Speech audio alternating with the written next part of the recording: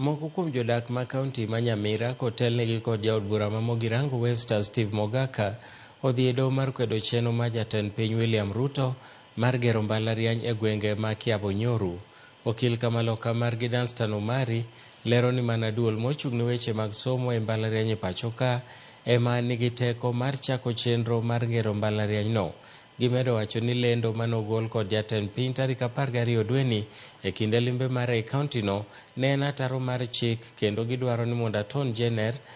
kaachiel kod riwruoge mag mbalariany ma Eldoret, mbalariany ma Kisii kod jaod bura ma Mogirango North mondo omi ochiw duoko e wi kinde mar burano. Giwacho ni pach jopiny ne ok okaw e wi chenro ma kamano, ka bende gikwayo duol mochung' ne kedo gi mibadhi EACC mondo non wachno.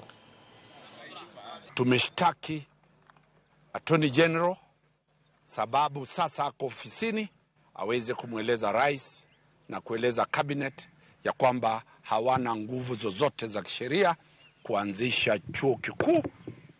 Ile kazi inafanywa na Commission for University Education. Pili,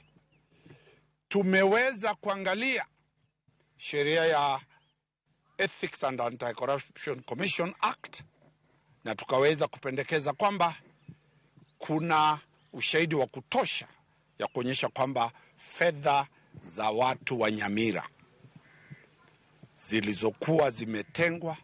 zikanyanganywa wananchi wa eneo la kaunti ya Nyamira. We have enjoined in this petition the Commission for University of Education together with the Cabinet Secretary for Cabinet Secretary Ministry of Education to tell him that